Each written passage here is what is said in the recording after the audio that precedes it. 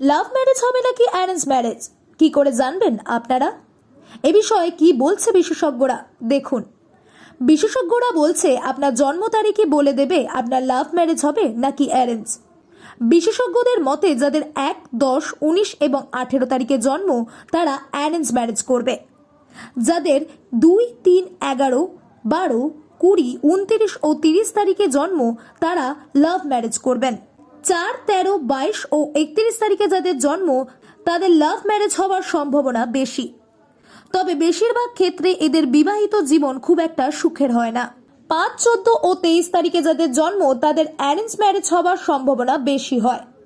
6, 15, 24 যাদের জন্ম তাদের লাভ ম্যারেজ হয়। 7, 16, 25 তারিখে যাদের জন্ম তাদের অ্যারেঞ্জ ম্যারেজ হয়। 8, 17, 21 ও 26 তারিখে যাদের জন্ম এরা বেশিরভাগ ক্ষেত্রে বিবাহ করতে চান না।